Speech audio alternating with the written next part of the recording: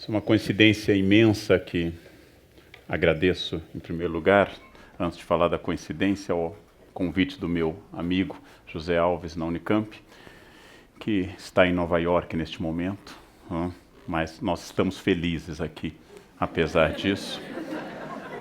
E também a própria CPFL e a TV Cultura, que gentilmente renovam este convite para poder vir falar num espaço tão especial, tão agradável, que é este café filosófico.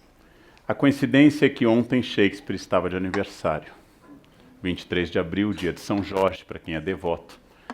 É o aniversário, nós não sabemos exatamente o dia que ele nasceu, mas sua certidão de batismo registra 26 de abril, pela prática, 2 ou 3 dias antes. Então, provavelmente ele nasceu no dia de São Jorge, mas morreu no dia 23 de abril também. Mesmo dia em que, 23 de abril de 1616, que morreu Cervantes. Só que a Espanha seguiu o calendário gregoriano e a Inglaterra não. Ou seja, Shakespeare morreu há 399 anos e o ano que vem será o 4º centenário da morte de Shakespeare, com comemorações no mundo inteiro. Se ele estivesse vivo, ele faria hoje, ontem, 451 anos. Pouca gente, talvez só a Rainha Elizabeth II, pudesse lembrar desta infância shakespeariana. É um homem particularmente misterioso, porque Shakespeare nós temos pouquíssimos documentos. O nome dele aparece pouquíssimas vezes, de tal forma que houve até quem dissesse que Shakespeare não existiu. Tamanha escassez de documentos sobre sua carreira, sobre os mistérios da sua vida.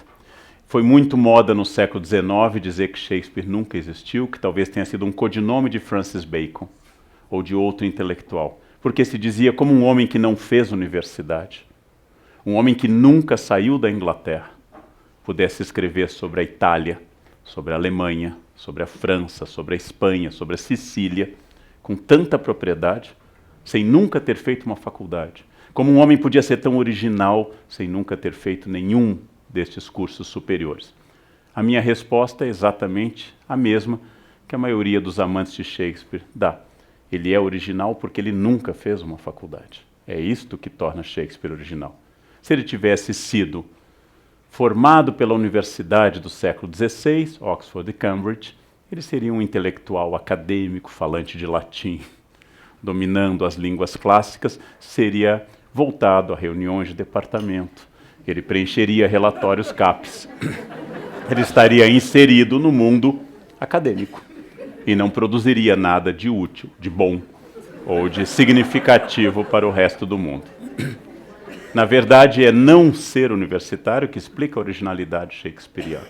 Grande parte dos grandes intelectuais que mudaram o planeta, como Franz Kafka, não passaram pela universidade. Ainda que a universidade seja um grande celeiro também de intelectuais muito produtivos. Há mistérios profundos sobre a vida de Shakespeare, se ele era um criptocatólico ou um anglicano, se era um católico aparente, já que ele fala muito bem da Igreja Católica. Sobre a sua sexualidade, provavelmente ele gostava de homens e de mulheres, e também sobre os anos perdidos em que ele estava, principalmente entre 1582, 90 e outros mistérios variados sobre a sua vida e sobre a sua aposentadoria. Pai de 3 filhos, casado, casou-se com uma esposa já grávida, teve pouco contato com ela depois, ficou quase 20 anos em Londres e voltou e se aposentou. E está enterrado em Stratford, na Inglaterra, onde o ano que vem seu túmulo será alvo de peregrinações. O túmulo dele nunca foi mexido porque tem uma maldição no túmulo. Quem mexer no túmulo está amaldiçoado. Dizem que está sobre o corpo dele a sua 38ª peça inédita. Então há um mistério no ar. A peça que nós vamos tratar hoje é um dos livros mais importantes da nossa tradição literária. É uma peça do modelo de vingança que a gente chama da típica comédia espanhola, apesar da origem dessa peça ser um texto dinamarquês de Saxo Grammático sobre o príncipe Hamlet. Passa-se na Dinamarca, país que no passado havia invadido a Inglaterra. Passa-se em torno de um príncipe Hamlet que volta dos seus estudos, junto ao seu tio Cláudio, que acaba de casar com sua mãe viúva Gertrudes, celebrando o casamento sobre ainda o espírito da morte do seu pai, também chamado Hamlet. Trata da sua namorada, de uma situação um pouco ambígua, que é Ofélia. As duas personagens femininas, Gertrudes e Ofélia, são relativamente fracas na peça, ao contrário de outras peças, de um cortesão chamado Polônio, do seu filho Laertes, ele também é o pai de Ofélia, de amigos como Horácio e de pessoas ao redor da corte, como Rosencrantz e Guildenstern.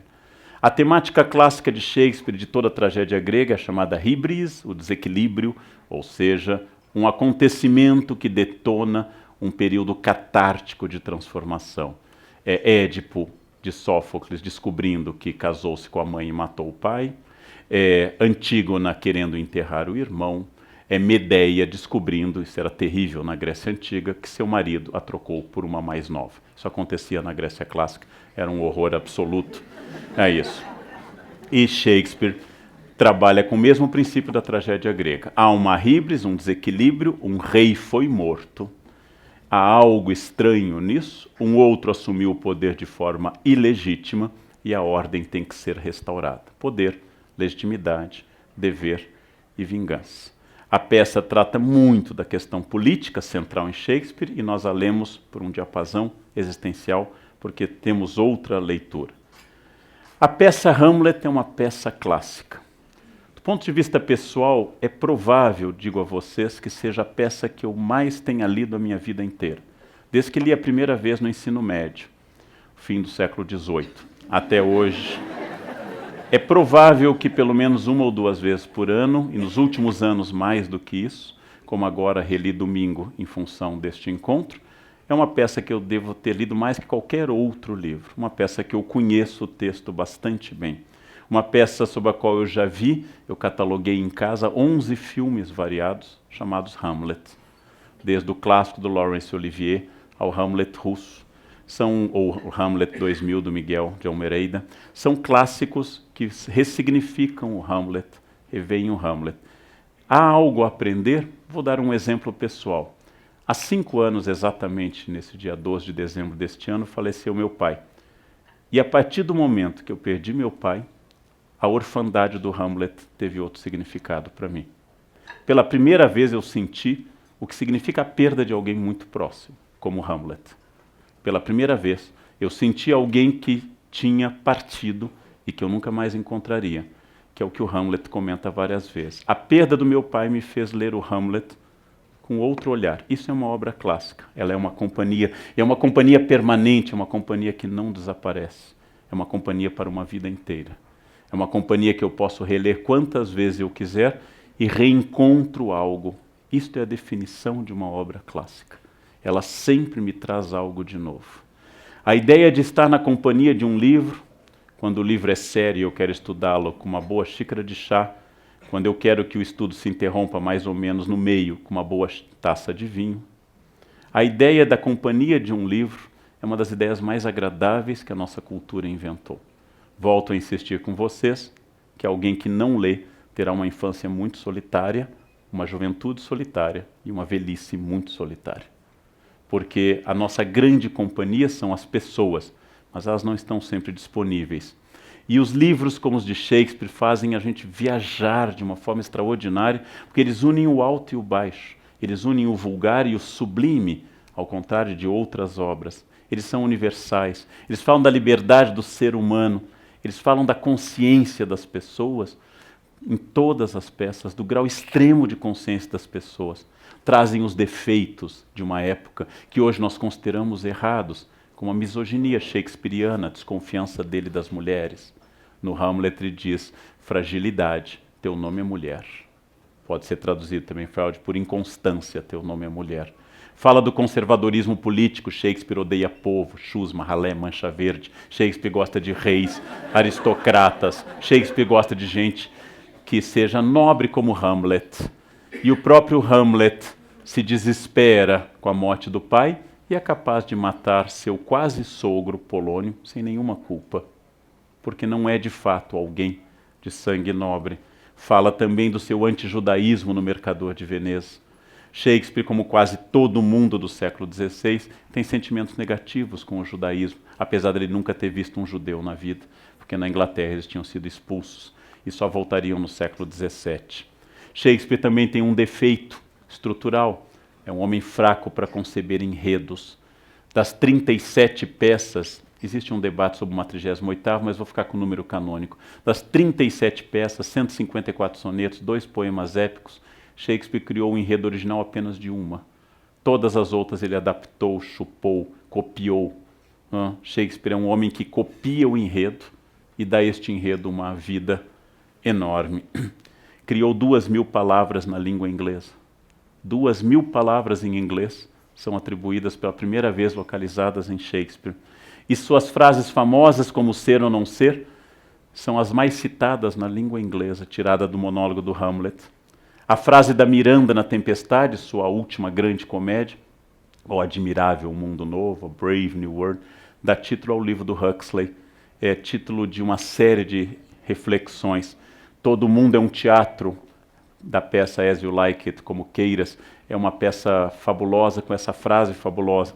Um cavalo, meu reino por um cavalo, aparece em Ricardo III, o rei que foi enterrado agora, este ano, que faleceu em 1485. O meu corpo é um jardim e a minha vontade é o jardineiro, diz o pior vilão de Shakespeare na peça Otelo, que é Iago. Seus temas como o amor, que as pessoas interpretam que Romeu e Julieta seja sobre o amor, na verdade não é, mas assim foi lido. Seu tema como ciúmes no Otelo, seu tema sobre o poder no Ricardo III, no Ricardo II, e a velhice no Rei Lear. A frase que eu mais gosto do Rei Lear, quando ele completa 90 anos e faz uma bobagem sem tamanho, seu bobo comenta com ele, pobre Lear, que ficou velho antes de ficar sábio. Que é a pior coisa que pode acontecer. Já que a velhice é inevitável, a sabedoria é um ganho, porque senão você será apenas um velho bobo. É o que o bobo está dizendo neste caso. Um homem que escreveu na chamada Idade de Ouro da literatura inglesa, a Idade Elizabetana, Elizabeth, a terceira filha sobrevivente de Henrique VIII, a filha de Ana Bolena, que sobe ao trono em 1558 e morre em 1603. Como vocês já viram, mulheres no trono inglês duram muito, né? Absolutamente duradouras. E ele enfrentou bem a transição para a era Stuart, tanto que quando ele representou Hamlet para o rei e sua rainha, que era Ana da Dinamarca, a mulher do rei James VI da Escócia, primeiro da Inglaterra, ele cortou algumas frases do Hamlet, como, por exemplo, que os dinamarqueses eram bêbados, ou outras coisas. Ele cortou porque a rainha era dinamarquesa. Ou seja, Shakespeare, William Shakespeare, nós costumamos não traduzir seu nome, ninguém chama de Guilherme Sacode a Lança, William Shakespeare, Guilherme Sacode a Lança. Nós não traduzimos o seu nome, mas a peça Hamlet às vezes é traduzida no português de Portugal como Rameleto ou Ameleto. Meu amigo Rodrigo Lacerda lançou um livro sobre Hamlet ou Ameleto. Com tudo isso era para situá-los numa época em que a Inglaterra está se formando como nação. É ainda apenas Inglaterra, não há Reino Unido, não há ainda união com a Escócia, não há união com o país de Gales e com a chamada Irlanda do Norte. É um momento que a Espanha tentou invadir a Inglaterra, a maior potência mundial. Em 1588, a Invencível Armada tentou tomar a Inglaterra e não conseguiu. Este é um momento de exaltação nacionalista, de um público sendo formado, de um teatro diferente deste nosso. Nós temos um palco italiano, ou seja, público e palco. Os ingleses têm o palco elizabetano, o teatro vai com o palco até o meio do público, o público interage, joga coisas nos atores. Por isso que as peças começam com fantasmas, como em Macbeth ou como no Hamlet, para o público calar a boca. A aparição de um fantasma assusta a plateia e eles ficam em silêncio, estratégia shakespeariana. Começar a peça com uma dança, com um raio, com uma tempestade, como no Macbeth, ou com a aparição de 3 bruxas no Macbeth, ou com uma grande batalha. Então, tudo isso faz parte de um universo que não daria uma aula, mas daria dezenas de aulas sobre Shakespeare. Uma personagem importantíssima na definição do homem moderno, como diz o Bloom. O primeiro grande homem moderno é o príncipe Hamlet. Mas meu foco não é analisar Shakespeare ou seu verso, o famoso pentâmetro iâmbico, mas é analisar especificamente 10 questões tópicas para aquilo que meu amigo José Alves propôs para este módulo, que é os clássicos e o cotidiano. O que tem Hamlet para me dizer hoje, neste mundo de Facebook, neste mundo de internet? O que Hamlet diria ao publicar foto no Instagram? Qual seria a relação do príncipe com este mundo? Qual seria a relação do príncipe com o fundamentalismo em ascensão? O que diria o príncipe Hamlet sobre tudo isso? E eu destaquei 10 perguntas ao príncipe, que eu acho que ele responderá pela minha boca, e talvez não seja fiel a ele, mas ele também entenderia isso. O príncipe Hamlet é o primeiro homem moderno, é o primeiro homem em quem a metafísica não tem poder, apesar da peça envolver 3 aparições de um fantasma.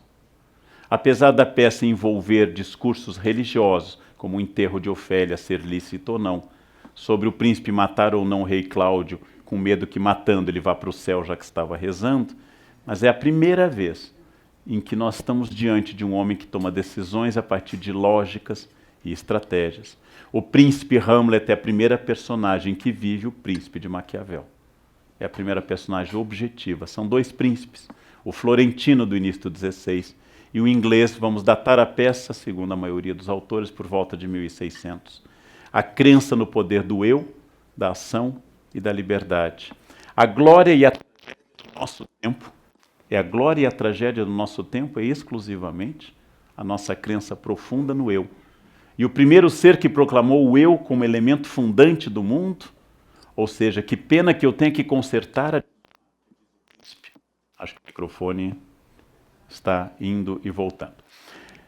E a primeira coisa que eu tenho que fazer é consertar a Dinamarca, este eu, que depois vai fluir nas redes sociais, sua origem é o príncipe.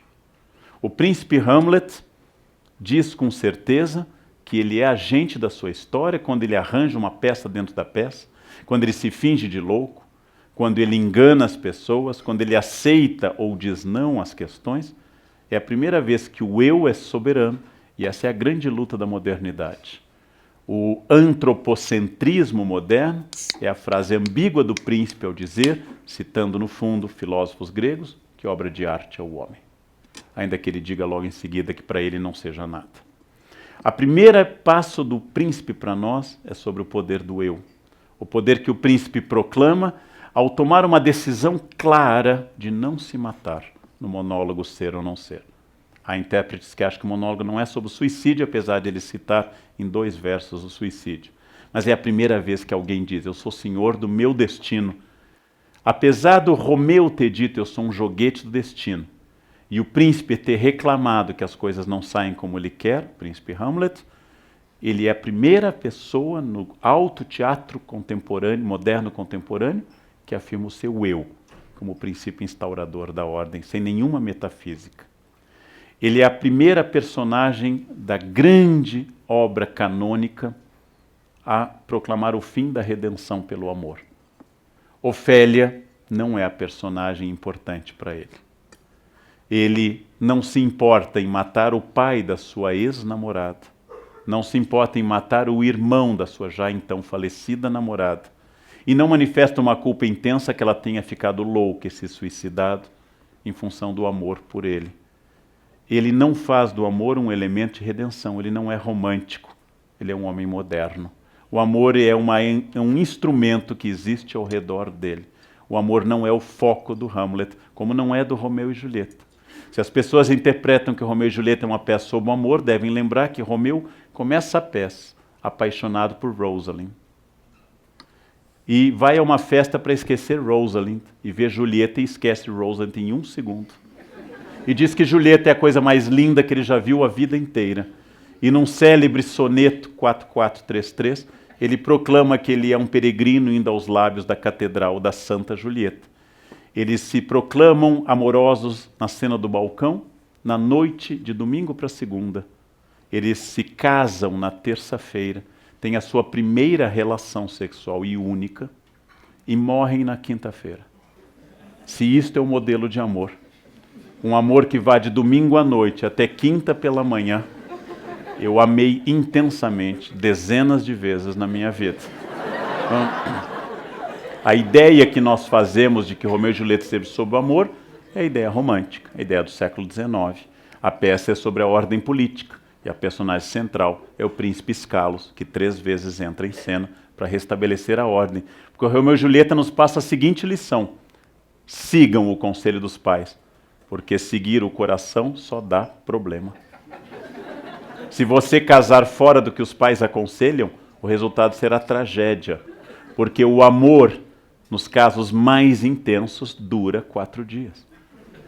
E o resto permanece. Ou seja, a peça nos diz, não casem por impulso, não olhem para o coração, porque a paixão é uma infecção temporária. Olhem que o casamento é para sempre, até que a morte os liberte ou separe. Ou seja, Romeu e Julieta fala da ordem, como tudo em Shakespeare. E Hamlet é um príncipe que diz que amou Ofélia. E chega a dizer, quando cai no túmulo lutando com seu irmão, que comeria por ela um crocodilo. Uma das provas de amor mais exóticas de toda a história.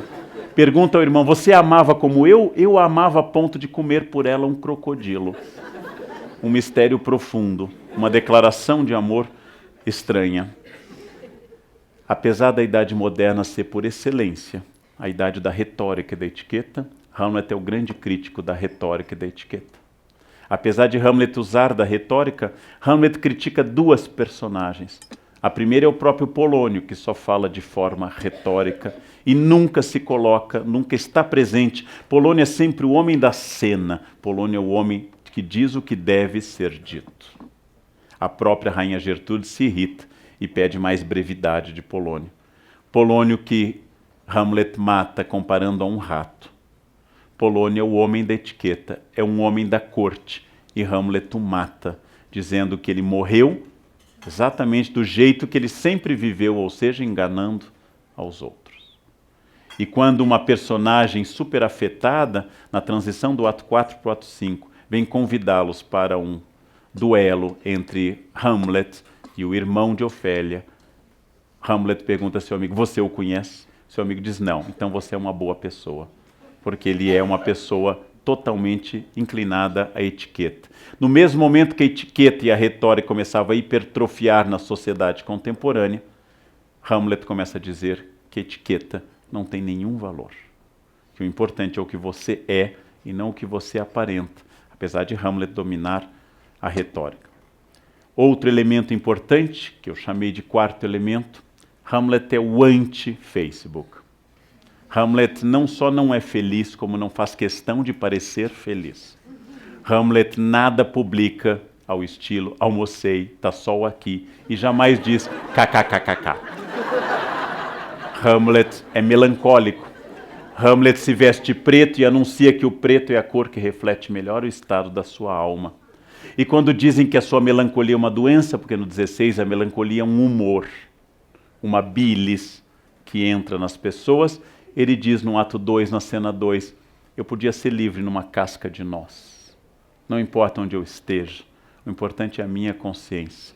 Hamlet tem uma consciência brutal, e quem tem consciência brutal não sorri o tempo todo, não publica o tempo todo, não bate foto de tudo, e não compartilha cada micromovimento da sua vida medíocre, para que o mundo faça, curtir, e os outros respondam kkkk. Porque essa fascinação contemporânea pelo potássio, o K, ela é obsessiva e estranhíssima. Hamlet não faz questão de esconder que é melancólico. Hamlet não pertence à geração que acha que ser feliz é uma obrigação. Hamlet certamente acharia que os otimistas são mal informados. Você acha que o ano vai melhorar no segundo semestre? Faltam-lhe informações. Você acha que a partir de agora a economia se acerta? Você está fora da realidade. Hamlet anuncia que, tendo consciência do mundo, é muito difícil a ele viver feliz, apesar de ele cultivar valores como a amizade. E no início da peça, uma ligação evidente com a sua mãe, que vai levar Freud a identificar nele certo complexo de Édipo. Bloom, especialista em Shakespeare, acha um absurdo ler Hamlet à luz de Freud. Ele acha que a gente deve ler Freud à luz de Shakespeare, porque a gente deve ler o menor pelo maior, e não o maior pelo menor. Bloom gosta mais de Shakespeare do que de Freud. Além de ser melancólico, triste, além de ser uma personagem que não tem a necessidade de demonstrar felicidade, ele é uma personagem que trabalha um tema muito clássico, que é a vanitas, ou seja, a vaidade. Diz na Bíblia, vaidade das vaidades. Tudo é vaidade. E este é um tema medieval clássico que ressuscita na Idade Moderna. A cena mais impressionante sobre a Vanitas é quando ele enfrenta a única personagem de uma peça de 5 atos que o enfrenta de igual para igual, que é o coveiro. É a única personagem que não cede à argumentação dele e faz piadas com ele. Faz uma piada que tinha muito sentido em 1600. Mandaram o jovem príncipe Hamlet para a Inglaterra. E Hamlet pergunta, por quê? Porque enlouqueceu. E na Inglaterra ninguém notará a diferença. Então, é uma piada de 1600. Quando os coveiros mostram os crânios e ele encontra o bobo da corte, Yorick, que o colocara nas pernas, ele escreve, tradução da Ana Amélia, mais um. Talvez o crânio de um advogado. Onde foram parar seus sofismas, suas cavilações, seus mandatos, suas chicanas? Por que permite agora que um patife estúpido lhe arrebente a caveira com essa pá imunda e não o denuncia por lesões corporais? No seu tempo, talvez este outro sujeito tenha sido um grande comprador de terras, com sua escritura, fianças, termos, hipotecas, retomada de posse. Será isso a retomada final das nossas posses? O termo de todos os nossos termos será termos a caveira? Ou seja, ele está dizendo aquilo que a Igreja diz toda a Idade Média, demonstrando sua ligação com uma tradição religiosa também estoica. Ao final, se você se hidratar todos os dias, se você passar hidratante diariamente, será um cadáver bem hidratado, porque todos morrerão.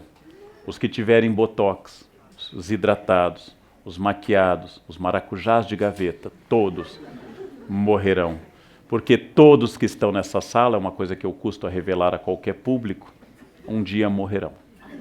Todos que estão nessa sala morrerão. E a Vanitas nos lembra a brevidade da vida. Se a vida é breve, se a vida é passageira, se a vida não tem um sentido imediato, e ele não tem certeza do sentido metafísico de que serve viver. É muito curioso, e eu coloco isso como sexto elemento tirado do Hamlet, que no Hamlet esteja talvez o primeiro núcleo da autoajuda contemporânea. Polônio, o homem vazio, Polônio, o homem da retórica, Polônio, o homem em que ninguém suportava seu jeito empolado. Polônio dá ao filho os conselhos mais sábios, práticos e diretos para a felicidade. Quando Laertes volta para estudar em Paris, Polônio lhe dá os seguintes conselhos que eu vou sintetizar da tradução do Milor Fernandes. Não expressar tudo o que se pensa. Ouvir a todos, mas falar com poucos. Ser amistoso, mas nunca ser vulgar. Valorizar amigos testados, mas não oferecer amizade a cada um que aparecer na sua frente. Evitar qualquer briga, mas se for obrigado a entrar numa, que seus inimigos o temam. Usar roupas de acordo com a sua renda, sem nunca ser extravagante. Não emprestar dinheiro a amigos, para não perder amigos e dinheiro. E por fim, ser fiel a ti mesmo, e jamais serás falso com ninguém. Estes conselhos, absolutamente lógicos, coerentes, é a primeira vez que a sabedoria é sintetizada em alguns versos. E é a primeira vez que alguém diz o princípio que no futuro se transformará na gênese da autoajuda. Ser fiel a ti. Seja fiel a você. E você será fiel a todas as pessoas. Essa é uma ideia muito interessante porque é enunciada pelo homem mais estúpido da peça, que é Polônio. Ou seja, ouça seus conselhos, mas não sigam sua prática.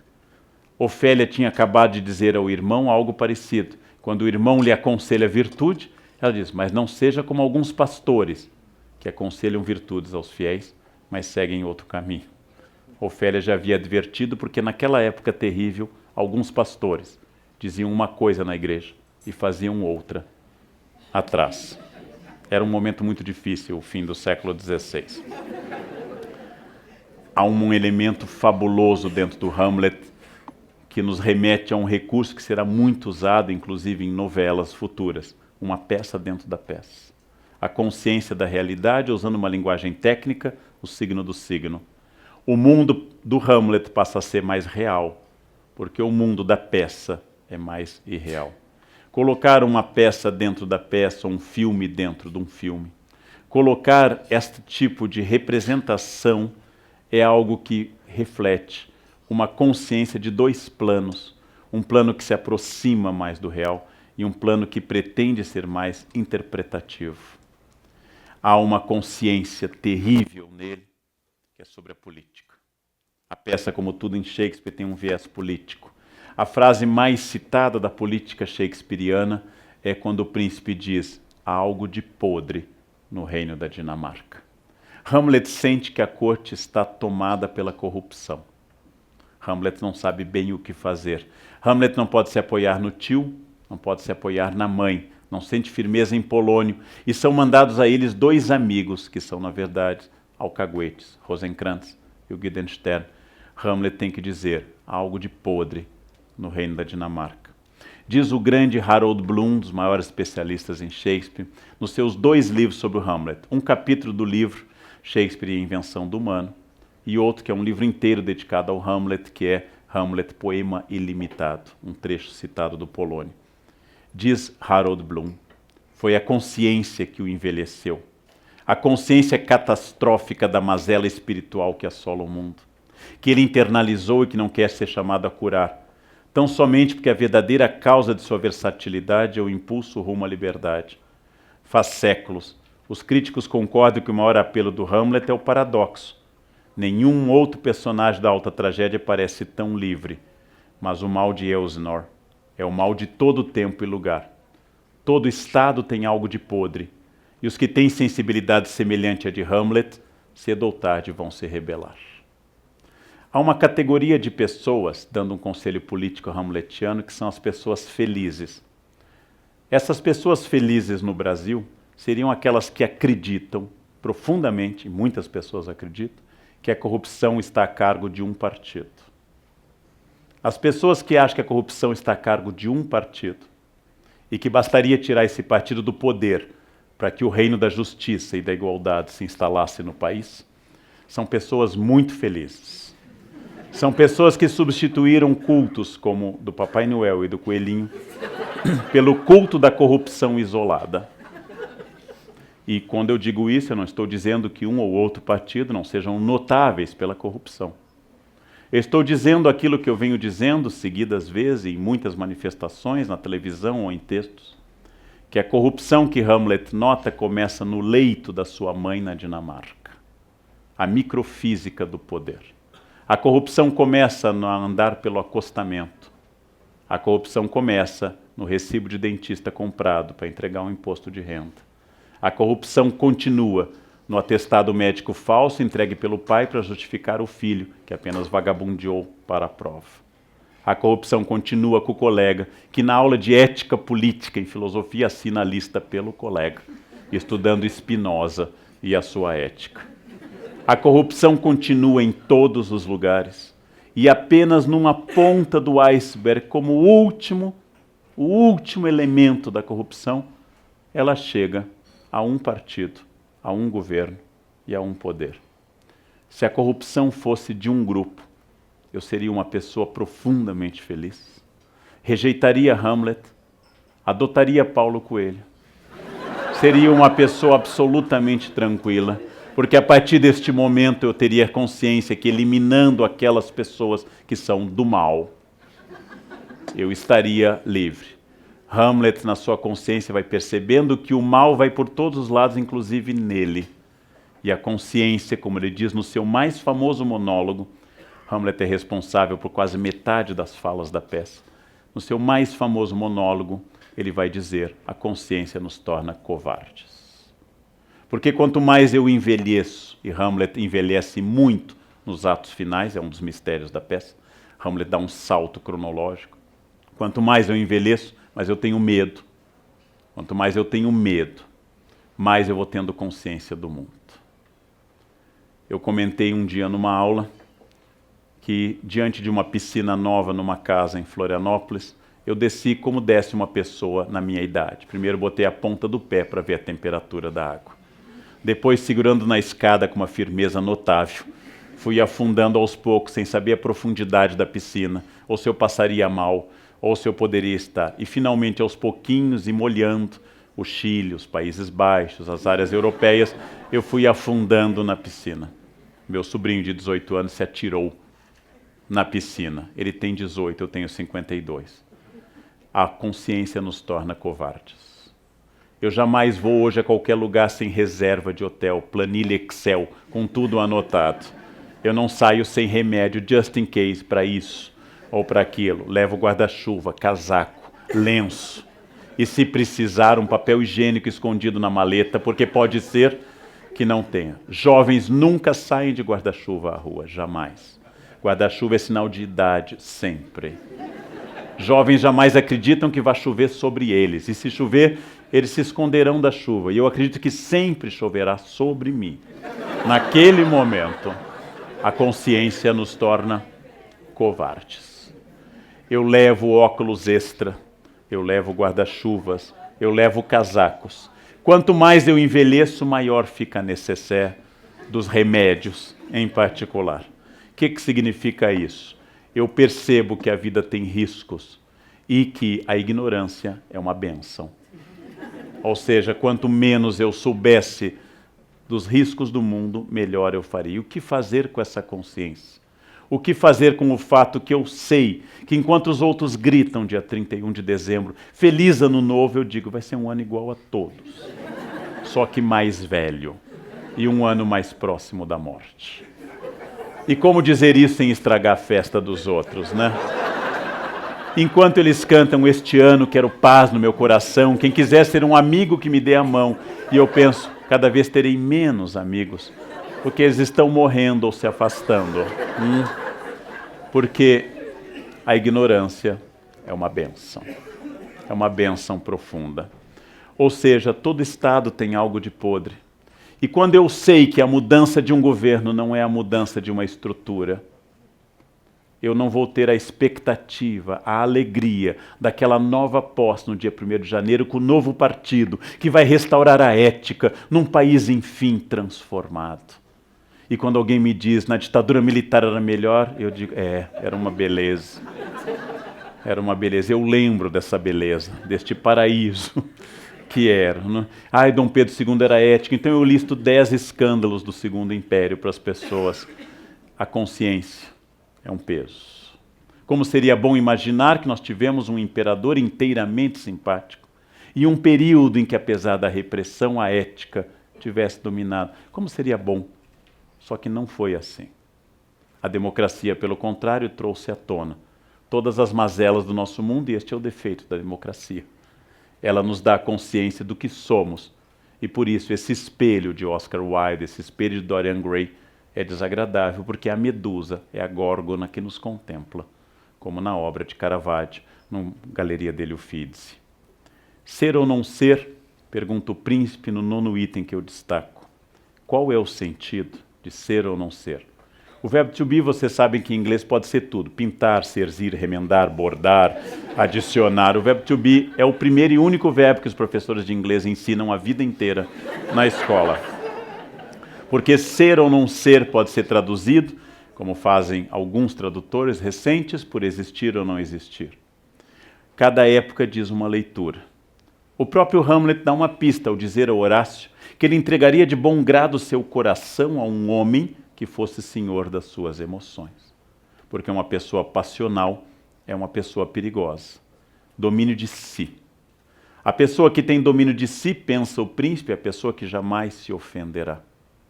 Como eu já disse em sala de aula várias vezes, eu só posso me ofender se eu não me conhecer. Alguém me insulta dizendo algo sobre uma questão pessoal. Só há duas hipóteses. A pessoa está dizendo a verdade, ou ela está mentindo. Dizem que minha mãe é de moral duvidosa, insulto básico. Eu reflito sobre a biografia da minha mãe e não constato na biografia dela nenhuma indicação de que ela tenha tido moral duvidosa. Pelo contrário, sua aparência nas fotos, nunca sorrindo, é de alguém que foi fiel a vida inteira a um único marido. Jamais aquele sorriso largo de uma pessoa que viveu abertamente no mundo. Ora, com isso o que eu estou constatando? Dizem que minha mãe é isso. Ela não é. Logo, eu não posso ficar ofendido. E se ela fosse, também não poderia ficar ofendido. Alguém no trânsito me grita algo sobre uma opção sexual possível que o motorista que eu fechei interpreta que eu tenha. Duas hipóteses: de fato eu tenho e não me ofendo, ou de fato eu não tenho e não me ofendo. É como alguém me gritar careca e eu digo: bom, você vê, né? É sinal de que você é dotado da visão. Ou seja, o estoicismo de Hamlet é o estoicismo de quem se conhece. Quem pode ofendê-lo? Quando Polônio lhe pergunta o que o senhor está lendo, ele diz: palavras, palavras, palavras. E o Polônio vai começar a perceber que, debochando dele, Hamlet não perdeu a razão, mas está num outro tipo de sabedoria. Um homem que domina a si é um homem a quem Hamlet entregaria seu coração. A consciência moderna nos leva ao grande mal da modernidade que ninguém resolveu, e Hamlet apenas destapou essa pequena caixa de Pandora, a solidão estrutural da consciência moderna. Somos seres solitários. Sempre fomos, mas a consciência coletivista medieval dava a sensação de uma cristandade no Ocidente, de uma unidade, de um Deus que por todos zelava, de uma sociedade igual religiosamente. A modernidade trouxe a diversidade religiosa e a diversidade política. O inferno, vai pensar Sartre no século XX, está nos outros, diz uma de suas personagens numa peça Entre Quatro Paredes. Sartre e Hamlet chegam à consciência de que eu estou inevitavelmente isolado na minha consciência. E a necessidade do mundo nos oferecer coisas novas porque eu não tenho nada a interagir com o mundo. Por que é que o príncipe Hamlet lê apenas um livro toda a peça? E por que é que nós temos que ver Velozes e Furiosos 75, Velozes e Furiosos 86? Porque na verdade eu não vi nenhum. E não tendo visto nenhum, eu preciso que eles se repitam. Como eu não tenho de fato amigos, eu tenho 3.000 no Face. Como eu não tenho uma vida interessante, eu fotografo tudo na minha e compartilho com todos. A minha solidão se insinua de tal forma, ela é tão estrutural, que eu tenho que fazer com que os outros me digam aquilo que eu desconfio, que a minha vida é uma vida que vale a pena ser vivida, através da observação dos outros. Isso não é sinal de um narciso exatamente fraco, mas é sinal de um narciso cada vez mais isolado em si, sem comunicação com o mundo, sem ouvir mais a ninguém. Já comentei aqui nesse espaço da CPFL que é obsessivo o nosso tipo de conversa. Qualquer informação que os senhores derem será respondida com a informação de outra pessoa. Eu, Leandro, sou de Aquário. Eu sou de Gêmeos. Meu ascendente é Aquário, o meu é Câncer. Ninguém ouve ninguém. A solidão individual a 2 ou a 3 é a norma de todas as pessoas. E celebramos essa variedade de coisas porque exatamente nós temos cada vez mais dificuldade em estabelecer algo significativo e orgânico. O príncipe se sente mal na corte de Elsinore porque ninguém em Elsinore lhe diz a verdade. Todos em Elsinore dizem a personagem, Polônio, seu tio Cláudio, sua mãe, sua ex-namorada, seus falsos amigos Rosencrantz e Guildenstern. Todos dizem o que deve ser dito. Todos dizem o que é usual e ninguém está presente naquilo que fala. O príncipe é extraordinariamente consciente. E sendo consciente, o príncipe vai pensar seguidamente, mas o que eu faço de fato com a minha vida? E como viver uma vida que seja orgânica, se todos os valores estão esgarçados? Depois de falar por milhares e milhares de palavras, quando ele morre longamente numa cena trágica, morrem 8 pessoas na peça Hamlet, e o Hamlet é o último a falecer nos braços do amigo, Hamlet diz a sua última frase: o resto é silêncio. Porque depois dele ter dito tudo que é possível dizer, Hamlet não precisa dizer mais nada, porque agora o resto é silêncio. O que Hamlet parece dialogar conosco é que se as dores que nós inventamos, dores financeiras, dores físicas, dores de problemas familiares, fossem o disfarce de uma grande dor maior. A dor que nós não conseguimos nominar. Por isso estabelecemos dores laterais. Por isso estabelecemos que eu esteja bem ou não naquele dia. Hamlet diz exatamente que esta dor nasce do fato de que todos naquela peça, em quase 4.500 versos, estão dizendo a ele o que ele deve ou não deve ouvir, e não exatamente o que as coisas são. Hamlet objetivamente está olhando para o mundo e dizendo: quando é que haverá alguém que vai me dizer o que as coisas são? Quando alguém parará de dizer o que deve ser?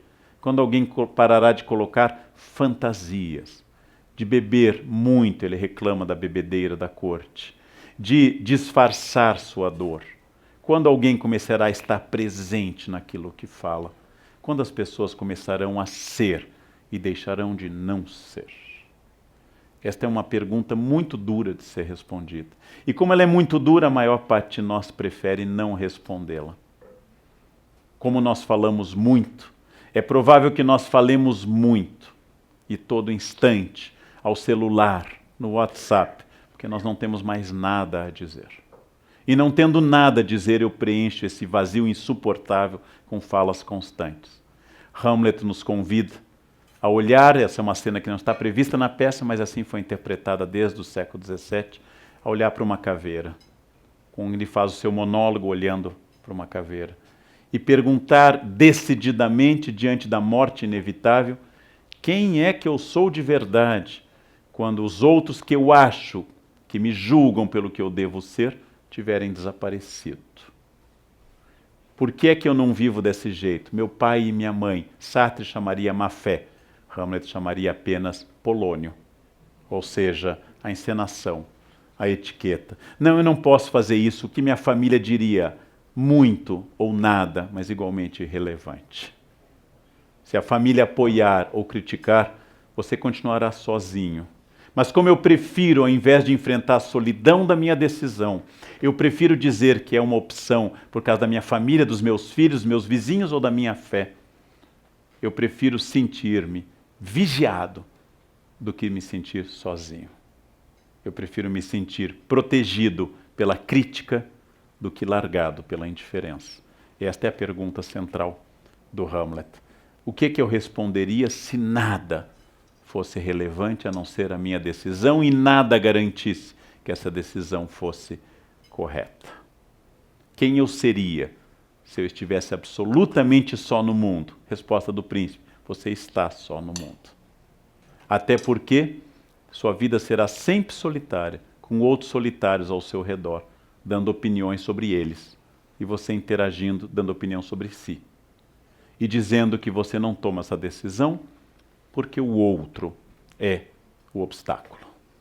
Sartre, de novo, chamaria má fé. Eu estava lendo, relendo e refletindo sobre o que eu diria sobre esses itens, sobre o Hamlet, quando eu tive a oportunidade de ver tardiamente, não vi quando estreou, o filme Relatos Selvagens, do Zifron, argentino, de 2014. Filme brilhante, filme que eu recomendo a todos os senhores. 6 episódios curtos de vingança como Hamlet. 6 episódios em que 6 animais, enunciados nos créditos iniciais do filme, vão aparecer em 6 personagens. 6 episódios em que alguém decide. Por exemplo, no primeiro episódio, eu vou contar o filme. Quem não quiser ouvir, tape os ouvidos. Quem não viu, morra. Eu vou contar igual. No primeiro episódio, descobre-se que alguém reuniu num único avião todos os seus inimigos e decidiu jogar esse avião contra um casal que são seus pais, que só descobrimos nos créditos do filme que eram seus pais. Como seria interessante pegar um avião, juntar quem fez bullying comigo, vizinhos, alguns parentes, ex-maridos, ex-mulheres, ex-noivos, ex-noivas, gente que esteve comigo, gente que se recusou a estar comigo, alunos, eventualmente, um ou outro. Naturalmente nenhum meu, eu não colocaria nenhum.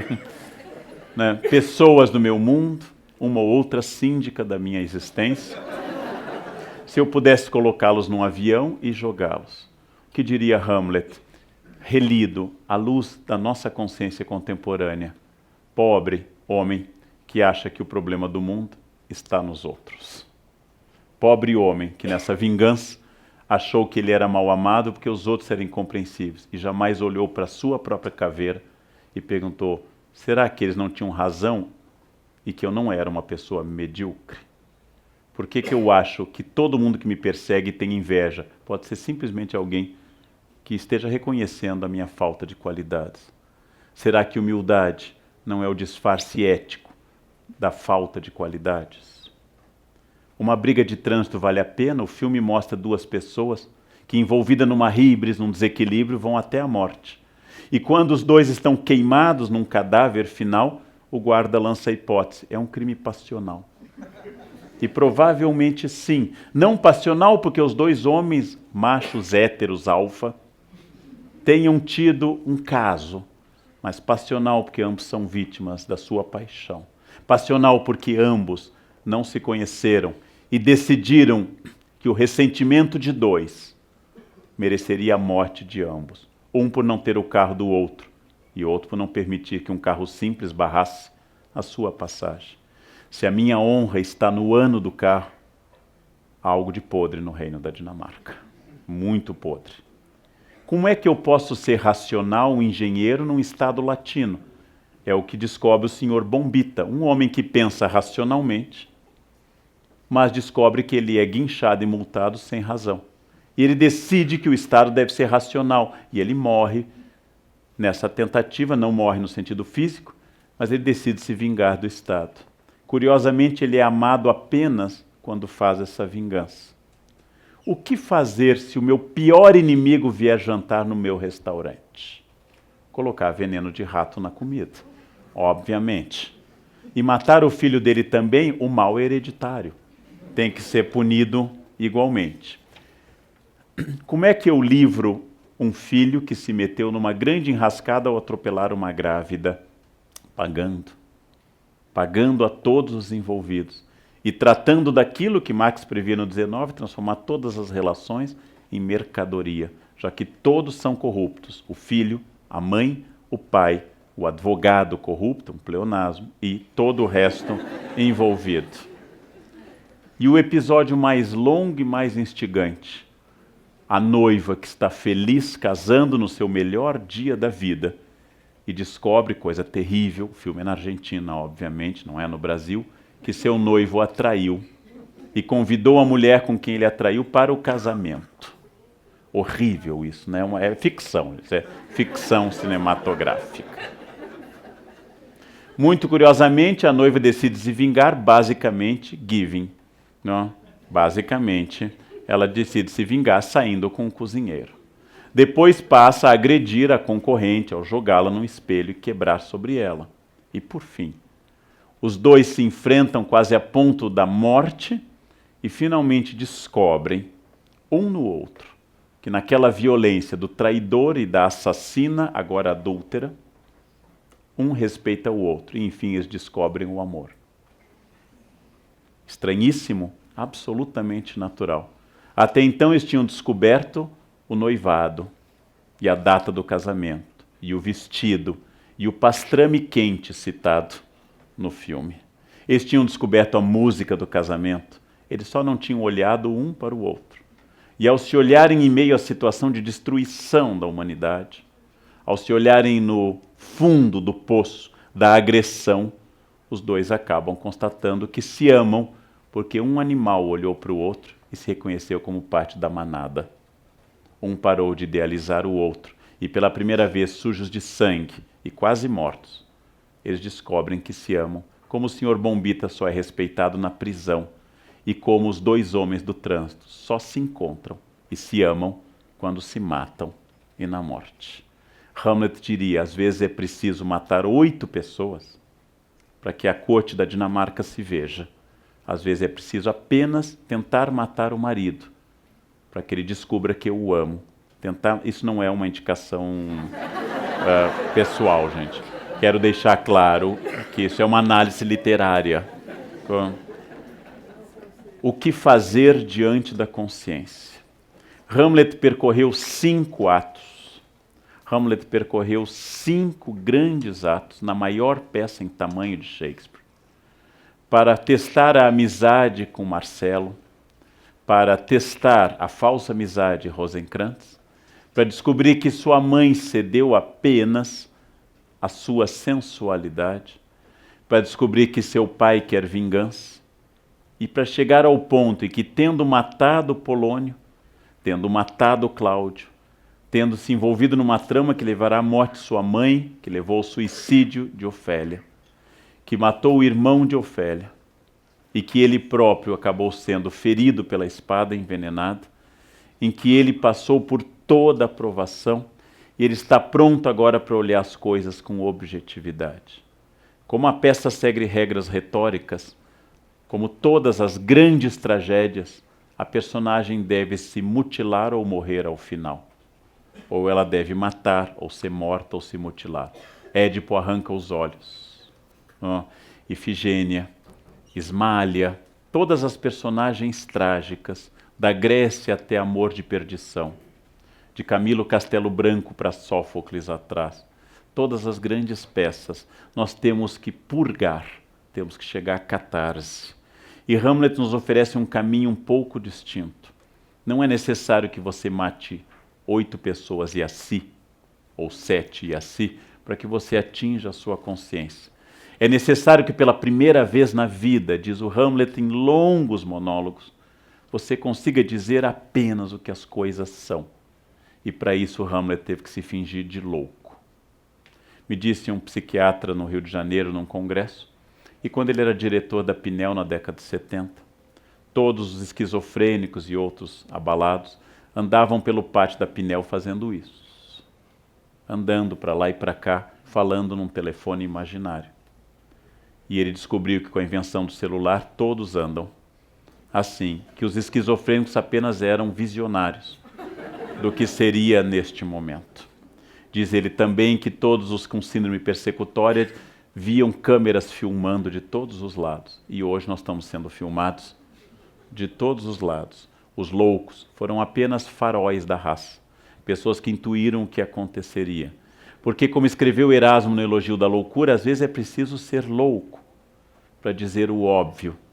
Às vezes é preciso ser louco para dizer que todos os problemas que nos são mostrados na televisão são problemas falsos, para que nós não vejamos os reais.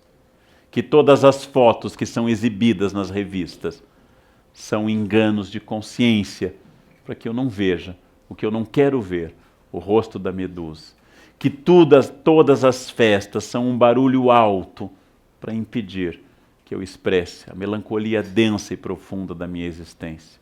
E que quanto mais eu fotografar e passar adiante, comunicar, e quanto mais eu escrever potássio, potássio, potássio, é maior sinal que eu estou triste, triste, triste. Porque eu estou precisando que o mundo inteiro curta a vida que eu não estou curtindo. Que o mundo inteiro me diga como é legal a vida que eu próprio estou achando insuportável. E se muitas pessoas me disserem isso, eu consigo evitar que o resto seja silêncio. Eu consigo evitar a solidão. E eu consigo, finalmente, descobrir que eu vivo em sociedade, mas que a minha consciência é minha, que o meu projeto é meu, que minha vida é absolutamente minha, que ela é resultado das minhas escolhas, que o meu eu é imperativo, que eu estarei onde eu desejar, construirei a família que eu desejar, a partir de uma série de reflexões e ações que vão interagir com o real, que vão interagir com a decisão das outras pessoas. Escreveu em espírito Foucaultiano um filósofo que nós estabelecemos hospícios a partir do século XIX para que nós pudéssemos ter a certeza de que os que estão lá dentro são loucos, logo por consequência, conclusão lógica, eu não sou. Se eu não estou no hospício, há uma chance grande de eu não ser louco. A Idade Média não tinha hospícios, porque a separação entre loucos e não loucos era muito mais fluida na Idade Média. Hamlet nos diz que nós temos que estabelecer poderes, temos que estabelecer cenas, temos que estabelecer etiquetas, formalidades, porque eu não aguento constatar que todo mundo é um teatro e que o papel que eu estou representando e que cada um representa na sua vida é insuportável, porque não é o papel que eu escrevi, não é o papel que eu queria, não é o papel absolutamente daquilo que eu desejava. Recebi uma revelação de um senhor, que muito simples, porteiro de um local que eu frequento, confessou-me que retirou todo o seu fundo de garantia de uma vida inteira para assistir, não vou identificar o time, um time que ele seguia que jogaria no Japão uma Mundial de Clubes. Ao narrar isso, todas as pessoas que ouviram a história ficaram horrorizadas. Como é que uma pessoa tira o produto de uma vida do banco e vai ver um time num país distante, numa viagem caríssima que é o Japão? E eu pensei, é provável que seja a única coisa que ele fez, absolutamente notável, épica e dele. E todas as outras, guardar dinheiro, comprar casa, financiar, entrar num programa habitacional e trabalhar todos os dias, sejam o palco no qual ele foi ensinado pela família, por Deus, pela religião, a funcionar. Na insanidade deste porteiro, ele pela primeira vez foi alguém. E quando ele tiver netos, talvez ele diga, a única coisa que ele fez a vida inteira, vovô tirou todo o dinheiro e foi ver o time ser campeão em Tóquio. Os netos não saberão, como ele não sabe bem onde fica Tóquio. Mas aquele ato extremo, ousado, terrivelmente épico, foi a grande insanidade lógica que deu luz e sentido à vida dele. Hamlet está dizendo, quando todo mundo é normal, racional, equilibrado, poupa, tem plano de saúde, se veste equilibradamente, combina bege com marrom, azul marinho com azul celeste, usa sapato preto fechado. Quando as mulheres vão para a entrevista com colar de pérolas e tailleur, e os homens de terno escuro e gravata bordô. Quando todos dizem que querem contribuir para a empresa e querem dar tudo de si a nível de pessoa humana enquanto gente, para que essa empresa cresça. Quando todos publicam que são felizes, quando todos dizem sem cessar, esta é minha vida e minha vida é legal porque eu estou viajando, porque eu estou comendo este prato, vejam. Quando todos dizem a mesma coisa, eu preciso dizer que ser louco é a única possibilidade de ser sadio neste mundo doente. Quando todos dizem isso, eu tenho que ser o louco da corte, porque o louco da corte vai dizer, no final, que ele é o único que tem alguma luz de raciocínio e alguma luz de felicidade, mesmo morrendo. E é por isso que seu amigo diz ao final o melhor elogio diante do cadáver e um pouco antes da entrada do rei que restaurará a ordem na corte. Diz, bons sonhos, doce príncipe. Se tivesseis reinado, seríeis um grande rei. Hamlet não reinou, porque Hamlet chegou a um ponto tão grande de consciência e de sabedoria que Hamlet não precisou pegar a coroa para ser príncipe e senhor da sua vida. Hamlet foi o primeiro homem livre, autônomo, como diz Bloom, o primeiro homem moderno. E ele nos desafia permanentemente. Eu tive que matar toda a corte e morrer para chegar a isso. Que preço? Cada um de nós, eu em primeiro lugar, e todos vocês estão dispostos a pagar pela consciência de se tornar quem você é. Hamlet pagou um preço altíssimo. É um risco e um desafio. E um risco tão grande que é compreensível porque a maioria não queira dar este passo. Porque ser normal neste mundo é ser louco. E ser enquadrado neste mundo é, em primeiro lugar, ser alguém que serve para o palco alheio, para a peça escrita pelos outros, para o roteiro definido por terceiros, e ao final, como a morte é solitária, sem a palma de ninguém, apenas com uma biografia vazia e absolutamente infeliz. Hamlet morreu como um doce príncipe, tendo purgado do mundo todos que viveram papéis distintos. Um preço alto, épico, teatral e retórico. Nós podemos aprender com o príncipe a capacidade de viver numa casca de nós e descobrir que a felicidade, que a busca da consciência, que a crítica social, que a ação política, que o engajamento não dependem nem do lugar, nem da hora, nem do momento, mas apenas e exclusivamente daquilo que eu decida para aquela casca de nós onde ele encontra todo o universo. Todo o universo está contido na minha consciência, porque é a única coisa que eu tenho. Eu sozinho, lendo um livro, ou eu trocando ideias como eu troco essa noite com os senhores, é um momento em que as nossas consciências se questionam, avançam.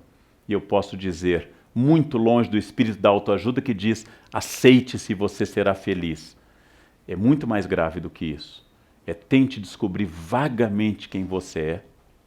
Não? Então você não será feliz, mas sua consciência vai pelo menos fazer com que você não seja falso, vazio e comum. E que você pare de postar felicidade falsa, que não convence a mais ninguém há muito tempo, nem a você mesmo. Por isso que você passa cada vez mais horas postando ao celular, porque a dose da droga tem que aumentar à medida que o corpo resiste a ela. Hamlet está nos dizendo, digam ao celular, digam ao computador, digam ao emprego, digam à roupa, digam à família, digam à academia, digam a tudo, pelo menos uma vez na vida, quem é que manda? Porque até o momento são eles que mandam. Hamlet está dizendo, comece a fazer algo, porque se você não fizer, em breve o resto será silêncio. E esta é a lição do príncipe. E cada vez que eu leio o príncipe, eu me envergonho de ser muito menos do que a consciência dele é. Eu me envergonho de ainda ser tão social, tão enquadrado. Eu me envergonho de várias coisas. E me alegro que aqui, na minha contradição, na minha hipocrisia, na minha absoluta mediocridade, eu consigo olhar para o príncipe e dizer, eu gostaria de um dia, ao envelhecer, pelo menos tentar ficar sábio. Ou seja, seguir o conselho do rei Lear. E não seguir a paixão com que Otelo matou Desdémona, com que Macbeth matou seu rei, com que Romeu e Julieta se mataram sem querer, e com que o Hamlet matou querendo, praticamente, todo mundo, e ainda se orgulhando de que ele tinha atingido na morte a consciência final. E era isso que eu queria trazer do bom príncipe Hamlet para a nossa noite. O resto é silêncio. Muito obrigado, gente, pela atenção. Obrigado.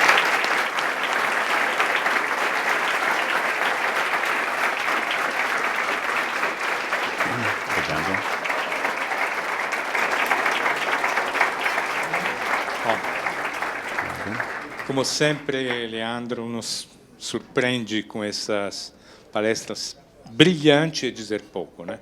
Com esse poder de sedução que ele tem, absolutamente ímpar.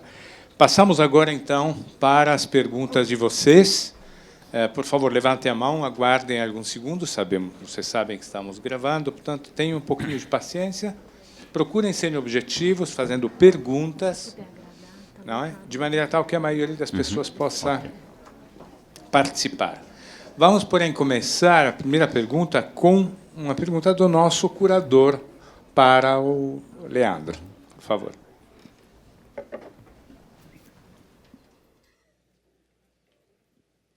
Boa noite, Leandro. Eu gostaria de agradecer a sua participação no ciclo do Café Filosófico.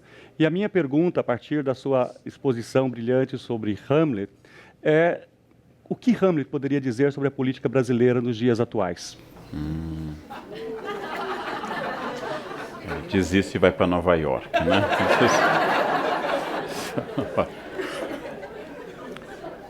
Eu acho que, em primeiro lugar, Hamlet riria da nossa bipolaridade. Nós estamos num momento de extrema burrice argumentativa. Ou você é uma coisa ou outra. Toda bipolaridade tem tratamento psiquiátrico, gente.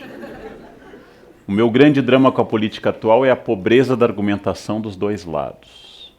Do esgotamento argumentativo dos dois lados. A constatação de que há algo de podre no reino da Dinamarca ou no reino de Brasília. É uma constatação dura de todas as épocas.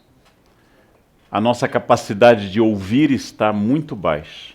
No momento que eu não quero ouvir mais nada, a solução, em geral, seria a guerra civil. Quando eu não quero ouvir o que o outro lado quer dizer, a Espanha disse isso em 1936. Então nós vamos dividir o país ao custo de talvez 1 milhão de mortos. A guerra civil é o encerramento do diálogo. Nós somos uma sociedade complexa e variada, somos uma sociedade com várias virtudes e vários defeitos, e a primeira condição seria ouvir. Ouvir para fugir da bipolaridade. A bipolaridade é um recurso retórico. Ou você é Deus ou o diabo. Ou você é o bem ou o mal. Ou é Corinthians ou é Palmeiras. Ou é petralha ou é coxinha. Essa bipolaridade, a esperança que eu passo a vocês é que ela é tratável. Há medicação para isso. Ela se resolve relembrando os objetivos em comum da grande política e não da política partidária. Nenhum dos partidos que ora nos dirige tem a idade do país. Nenhum abarca a complexidade do país. Todos, com seus bons e maus seguidores, são soluções dadas momentâneas. Então, dizendo ao meu amigo Zé, que é especialista em política e gosta muito de política, que a primeira condição da política é o diálogo, porque o diálogo nos humaniza. E você entende que, em geral, seu ódio ao outro é seu medo de si. Essa seria a resposta hamletiana. E a capacidade de exorcizar o seu mal para um segundo ou terceiro. Olhar a Medusa sem virar pedra, a solução de Perseu com o escudo polido, é a grande solução. Ou seja, para um minuto para escutar. E não apenas recusar a isso. E acima de tudo, sem inventar que no passado tudo era melhor. Isto é uma fixação bastante problemática sobre o passado. Bom, o passado era diferente, com várias coisas melhores e outras piores. Mas as pessoas inventam o passado, que, como lembra Agostinho nas Confissões, só temos o presente contínuo. E eu invento à vontade sobre a memória do passado. Então, respondendo agora conclusivamente, a política brasileira precisa, urgentemente, que as pessoas conversem entre si e que decidam depois o que fazer. E parem de demonizar o que é diferente. E parem de achar que a qualidade é um fenômeno isolado num único estado e que o resto é dominado pela podridão. Isto é fantasia e psicose. Bem, outra questão? Por favor. Boa noite, professor. Boa noite. O Café Filosófico está sendo transmitido ao vivo pelo site da CPFL Cultura, onde mais de 800 pessoas acompanham a palestra online e participam do chat. A Sônia pergunta: será que não estamos quebrando essa ideia de solidão quando somos solidários? Quando pedimos uma cidade humanizada, plural, coletiva e respeitosa às diversidades? Pode ser que sim, Sônia, e agradeço a pergunta. Mas solidário tem uma raiz semântica muito próxima de solitário. E é importante pensar que eu posso querer o respeito à diversidade como um gesto político que eu apoio inteiramente, ou eu posso querer o respeito à diversidade para que eu possa existir sem ser incomodado. Então, constituir guetos de identidade pode ser um gesto de respeito, e pode ser um gesto de isolamento. Nada é em si. Ou, como diz o Shakespeare, assim o é, se lhe parece. Então é preciso pensar que solidariedade é um gesto político de cidadania. É muito interessante eu pensar, é muito interessante eu debater. A Sônia nos assistiu pela internet. Aqui embaixo nós temos um auditório lotado de pessoas assistindo, que são, como disse Jesus a Tomé, pessoas que acreditaram sem ver. Então vai o nosso elogio àqueles que não viram, porém creram. Nossa crítica de Jesus à postura do apóstolo Tomé. Então, eu gosto muito da ideia de cidadania, da solidariedade. Gosto muito dessa ideia. Mas temo que o discurso contemporâneo tenha a ver com uma prática norte-americana, que se eu tiver no Supremo Tribunal Federal um negro, uma mulher, uma lésbica, um gay, um heterossexual, um branco, um loiro, um raquítico, um anêmico, um chinês, eu garantirei a democracia, como se qualquer um desses não fosse apenas um ser humano. E como se eu pudesse garantir a democracia pelo mosaico. Ou seja, de que claro que a representatividade da individualidade e da especificidade é fundamental. Mas a solução também pode esconder uma vontade, que cada um seja o que quiser à vontade, sem precisar negociar com ninguém. Esta diferença, que eu acho que isso é muito mais contemporâneo e forte hoje. Outra questão?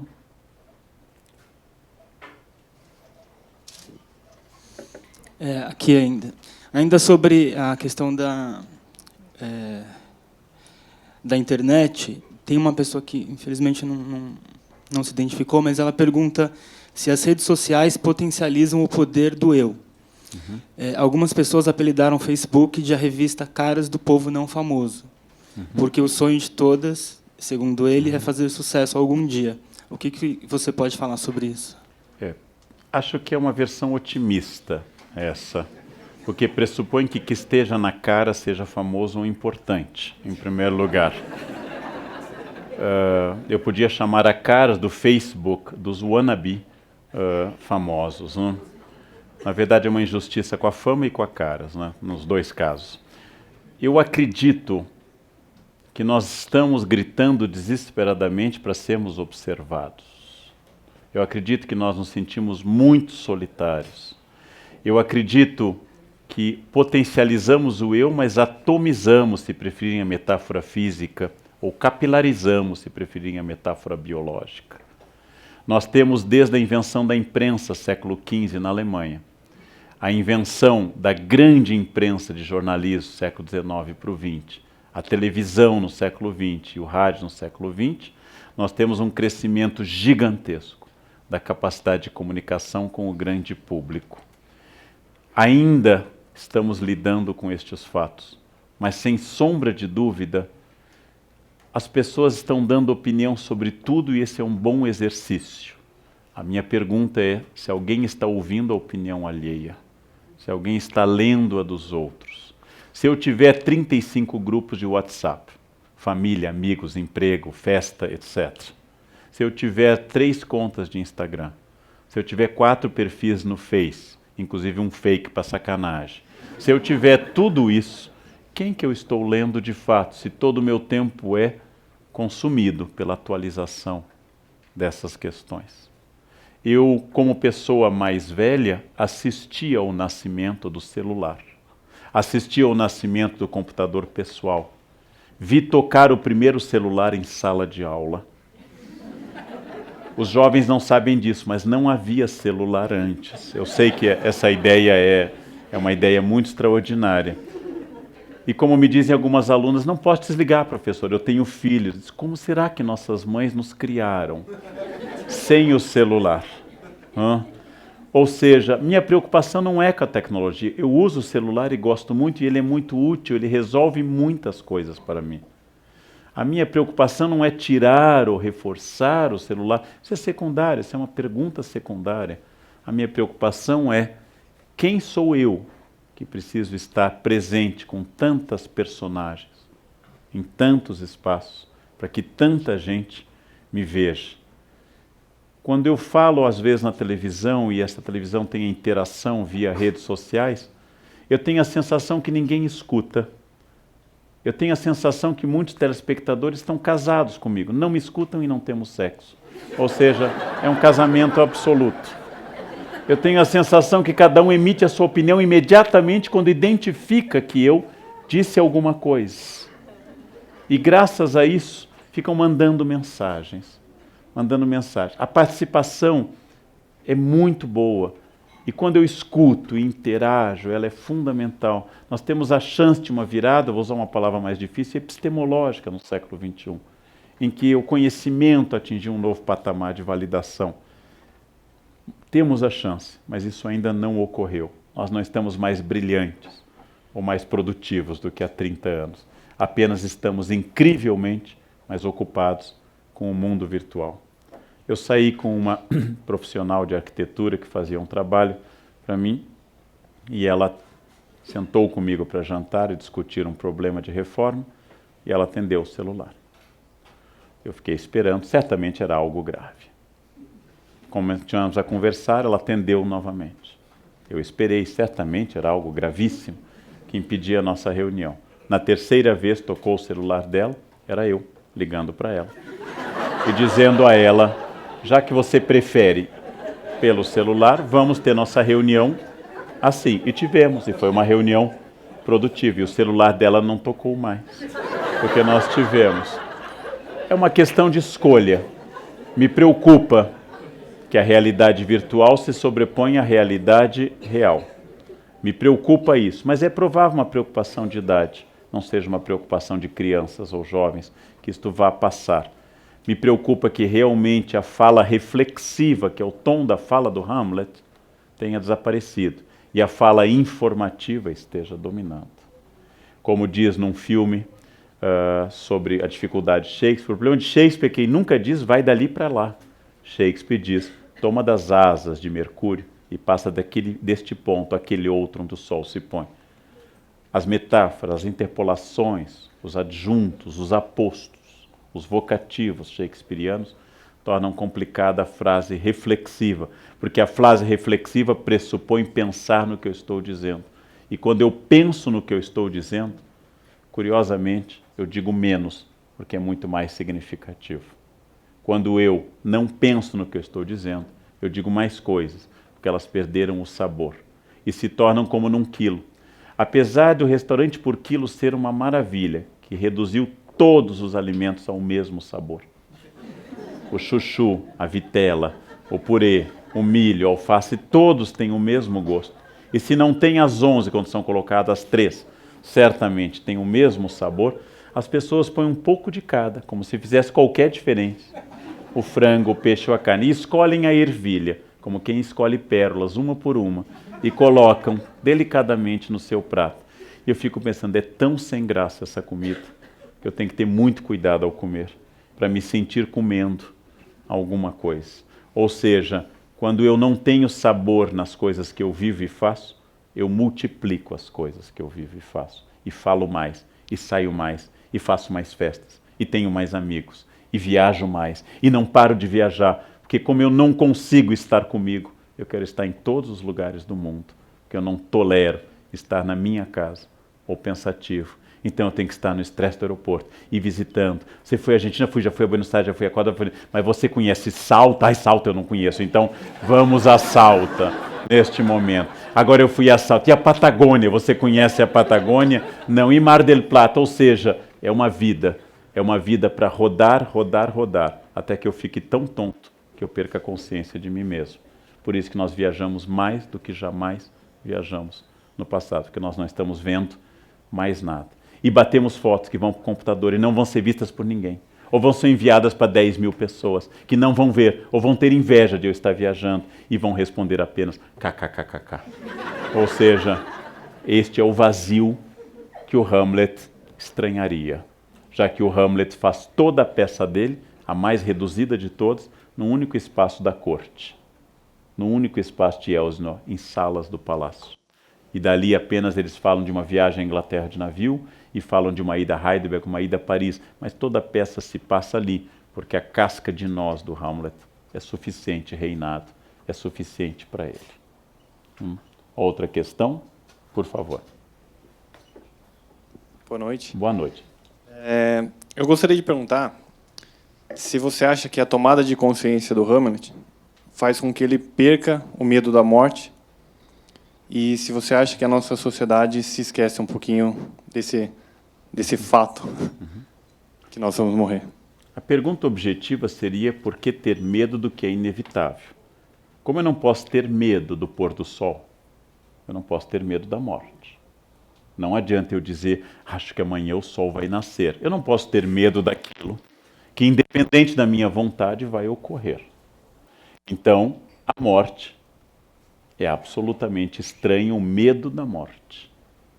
As pessoas chegam a um grau do eu que, como diz num belíssimo livro Boris Fausto, O Brilho do Bronze, ele fala de um amigo que disse, eu não acredito em Deus, mas se houver algo eu volto para lhe dizer. Ou seja, talvez não exista um Deus, mas o meu eu existe, e ele vai sobreviver na eternidade e vai voltar. É uma crença de que o meu eu é mais forte até do que Deus. É interessante isso. Eu acho que o medo da morte tem uma resposta religiosa clássica, e o medo da morte é negado na nossa cultura, mas na verdade nós não pensamos que nós possamos ser mortais. O fato de que cada vez mais nós queremos prolongar a juventude é um momento histórico muito específico. Ou seja, o fato de que a velhice seja tida como um defeito e não como um estágio apenas da existência, é um fato muito contemporâneo, desde a ascensão da juventude a partir da década de 60 do século XX. O fato de que os jovens dominam uma tecnologia que os mais velhos não dominam, e pela primeira vez na história, os mais velhos não são os detentores do saber da tribo, mas os mais jovens, faz com que nós, inclusive, nos submetamos a coisas absolutamente estranhas para parecermos jovens. Eu tenho colegas da minha faixa etária e alguém os chama de senhores. Vai parecer que eu sou velho. É sempre uma questão de comparação. Se eu vou me comparar com uma planária ou com a pirâmide de Quéops, para saber se eu sou velho ou se eu sou jovem. Como eu já cumpri mais da metade da existência, dizer pelo menos que eu sou uma pessoa experiente é justo. E é inevitável que assim seja. Mas o que eu quero dizer é que o medo da morte é sinal de falta de conhecimento. A grande sabedoria de vida é a preparação para aquilo que vai dar sentido a tudo que eu fiz, que é morrer. Quando eu morrer, eu terei dado sentido a tudo que eu fiz. E poderei dizer, quiçá, o que disse Gandhi, um pouco antes de ser assassinado, em janeiro de 48. Qual mensagem o senhor deixa para a Índia? E ele responde, a minha mensagem é a minha vida. Esta é a grande questão. A morte é inevitável. Ter medo dela é absolutamente estranho. Eu tenho medo, vai morrer igual. Bom, se você acha que deve se matar, seja discreto, não precisa ficar em um local famoso nem jogar um avião. Com isso, mate-se discretamente. Vá à Índia, tome um copo d'água numa praça e pronto. Discretamente, né? Suavemente sentado numa praça e pronto. Isso não precisa levar dezenas, porque a pessoa que quer se matar num local famoso ou levar um avião, mais 149 pessoas junto, é uma pessoa que não é um suicida, é um carente, é um narcísico, que quer dar um sentido glorioso à sua morte, já que sua vida não teve absolutamente nenhum. A vida, gente, sem a morte, hamletianamente falando, seria insuportável. A Sibila Cumana, que pediu a juventude eterna ao deus Apolo, e se esqueceu, a vida eterna, esqueceu de pedir a juventude, quando completou 1000 anos queria morrer, mas não conseguia. Os vampiros são melancólicos, porque são eternos. Em crepúsculo, alvorecer, pôr do sol, arrebol, os vampiros são sempre depressivos, estão sempre mal, sempre olham para baixo, meia luz, porque os vampiros não morrem. É só morrer que torna a vida plena de sentido. Se eu chego e digo, este é o último, se essa fosse a última aula que eu vou dar na minha vida de professor, essa aula teria um sentido extraordinário. É exatamente o fim que torna algo mais importante.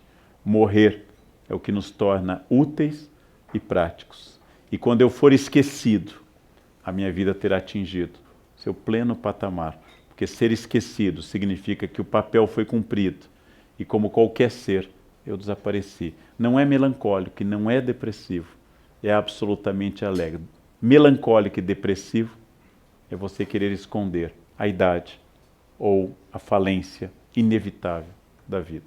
Absolutamente inevitável. Outra pergunta?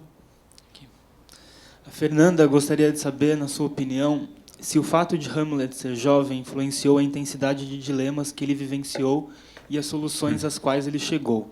É uma peça também sobre essa transição da juventude e da inocência para um outro estágio, talvez mais consciente a respeito do que o cerca e do que ele pode e quer fazer? É possível que sim, Fernando, porque Hamlet começa a peça com prováveis 23 anos, segundo se calcula pela questão do Yorick, e termina a peça com 30. E essa mudança é dada, 23 para 30, é um adulto e um homem de meia idade no século XVI para o XVII. Quando a média de vida não chegava a 35 anos, 23 era bastante. A questão da juventude é uma questão relativa e a ascensão do jovem é muito recente. Haja vista que na época de Hamlet não há, por exemplo, adolescentes. A adolescência é uma invenção posterior. A questão grave do Hamlet é a tomada de consciência da idade, do cargo e das grandes questões. Se Hamlet fosse apenas um homem prático, Hamlet é declarado no ato 1 que ele será o sucessor de Cláudio. Logo ele já está com a corte garantida. Basta ele fazer com o tio o que o tio fez com ele, derramar veneno, que o tio fez com o pai dele, derramar veneno no ouvido. Ou seja, a questão do Hamlet não é esperar pelo poder ou pela estabilidade dada pelo poder, mas que tipo de vida ele quer viver, que tipo de vida ele acha que vale a pena ser vivida. Ou seja, a arte do Hamlet é o exercício da vida e não o objetivo final. E nisso Hamlet se aproxima de um poema épico hindu famoso, Bhagavad Gita, em que a cena mais famosa para os hindus é quando o Deus Krishna aconselha o guerreiro que está querendo não lutar na batalha, e o Deus Krishna, encarnação de Vishnu, diz a ele: você tem que lutar, porque este é o seu sentido. Você é um guerreiro. E se você lutar bem, este será o seu sentido. Isso o tornará possível, isso o tornará existente. Você precisa fazer o que você precisa fazer. Por isso a Juha se torna um guerreiro bom e modelo de comportamento. Hamlet vai ter que fazer o que ele precisa fazer, trabalhar com a verdade. E o preço da consciência é, de alguma forma, se não biologicamente, pelo menos mentalmente, o envelhecimento. Mas como nós não estamos aceitando o envelhecimento, nós criamos crianças cada vez mais protegidas do mal, porque nós achamos que envelhecer é o fim da felicidade e a vida adulta não é uma fase feliz. Por isso criamos crianças que devem viver uma infância cada vez mais longa, cada vez mais protegida, cada vez com menos traumas, porque como nós achamos dolorosa a nossa consciência, nós queremos privar os filhos dessa consciência. E graças a isso estamos criando crianças cada vez mais imbecis, em vários sentidos. Porque é o trauma que faz crescer, porque é o trauma que mostra o limite do meu mundo e o limite do outro. Como eu fui criado por uma geração que não havia trauma, e se batia com facilidade, se insultava, e os professores debochavam e riam, e não tinha trauma nem processo. E a gente não vivia bullying, porque a gente era o bullying inteiro, o tempo todo na escola, a gente era obrigado a amadurecer num sentido. A melhor coisa a fazer com uma criança é dizer que quanto mais cedo isso for possível, é bom que ela deixe de ser criança e comece a ser um adulto.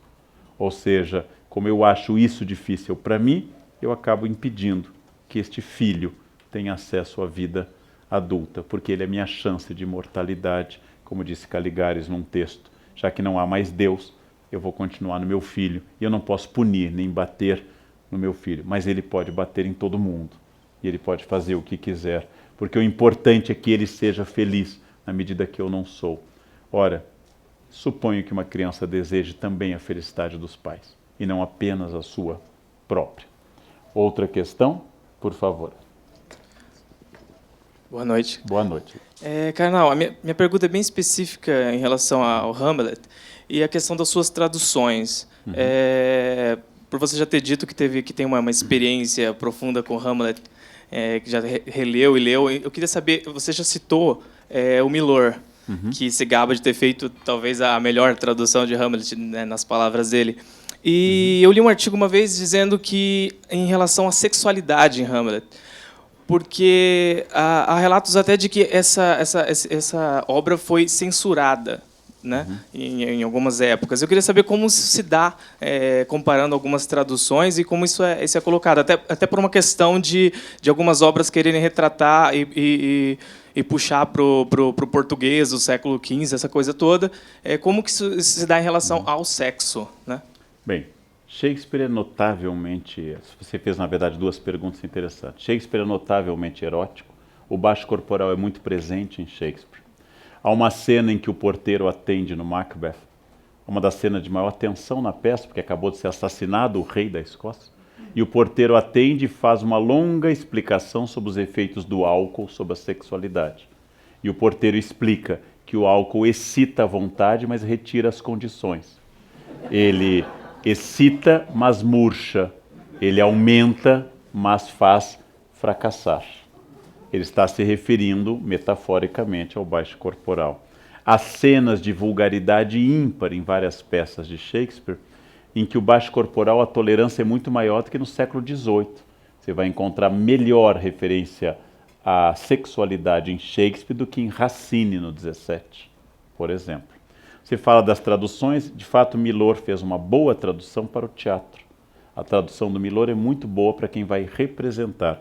Se você quer ler uma tradução muito boa e não vai representar, a Ana Amélia de Queiroz Carneiro de Mendonça, mãe da Bárbara Eliodora, recém-falecido, faz a melhor tradução para o português, que está contida na edição do Harold Bloom, Hamlet, Poema Ilimitado, e também em outros lugares. A Bárbara Eliodora traduziu quase todas as peças, menos o Hamlet, porque o Hamlet sua mãe tinha traduzido. E a tradução da Ana Amélia é muito boa. Você quer ler uma tradução literal, bilíngue? O professor da USP, John Milton, fez uma excelente tradução. O professor da Unicinos, Elvio Funk, fez uma tradução interlinear. Existem traduções em inglês para o inglês moderno, quando você troca o you por thou e o thou por you, já que no século XVI você é thou e vós é you. Então essa troca ocorreu depois. Você pode, se você preferir, ver um filme como o do Kenneth Branagh, em que o filme é toda a peça, e assistir o filme equivale a ler a peça. A peça completa do Hamlet leva até 5 horas para ser encenado. Por isso que o próprio Shakespeare cortava a peça, para torná-la possível para o teatro. A única pessoa que aumentou esse tempo foi no Teatro Oficina o Zé Celso, que fez um Hamlet ainda maior. O Zé Celso conseguiu aumentar o texto do Hamlet, mas geralmente ele é cortado. Mas naturalmente a tradução às vezes é tão misteriosa, só para lhe dar um exemplo, há 80 anos, a primeira grande tradução para o português, introduziu uma palavra na peça. Introduziu a palavra vã, quando Hamlet diz: há mais mistérios entre o céu e a terra do que possa imaginar vossa ou sua filosofia. Mas o tradutor introduziu vã. Ficou tão boa essa palavra que quase todos os outros tradutores, inclusive os modernos, mantiveram o vã, que não está no original. Fica bonito, vossa vã filosofia. E as pessoas passam a citar uma frase que não é shakespeariana, já que a palavra vem não é muito usada por Shakespeare. O que significa isso? Tradução é datável, tradução tem, vou usar um termo técnico, ela tem entropia, ela perde o sentido original. Tradução tem que ser refeita de tempos em tempos. A melhor coisa a fazer é pegar uma edição bilíngue, como a do John Milton, do Elvio Funk, e começar a comparar linha a linha. E para entender a sutileza do texto. Só para lhe dar um exemplo, podíamos passar a noite aqui. Não se assustem, não passaremos. No último diálogo de Hamlet com Ofélia, em que Polônio a empurra para testar a insanidade dele, ele diz a ela: go to a nunnery, vá para um convento. Só que nunnery, nun, freira, é também no século XVI para o XVII protestante sinônimo de prostíbulo. Já que para os protestantes os conventos eram também, criticamente, prostíbulos. Ele está fazendo esse jogo de palavras. Ele faz esse jogo de palavras quando Ofélia pega as flores e começa a entregar a Cláudio. Porque ele vai fazendo jogos de palavras com as flores em inglês. As flores que significam cada uma coisa.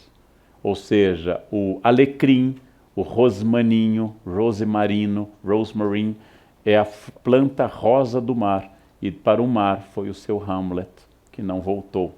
Ela faz jogos de palavras. E aí uma boa edição com notas ajuda caso o inglês do século XVI e XVII ofereça dificuldades. Para consolá-lo, oferece dificuldades para americanos e ingleses também.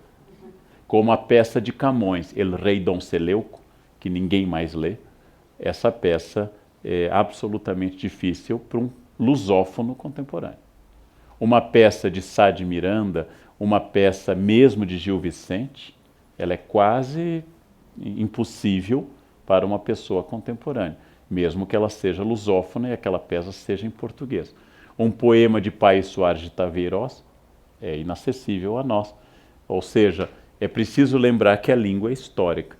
Então eu recomendaria, você quer representar Milor, você quer ler Ana Amélia de Queiroz, você quer comparar, cotejar a tradução, neste caso as edições bilíngues, você quer ver, porque Hamlet é uma peça, não é uma obra de romance para ser lido como o Quixote de 1605, ou Madame Bovary. Hamlet é uma peça. Logo, convém ver um filme ou vê-lo encenado. Eu adoro ver as encenações.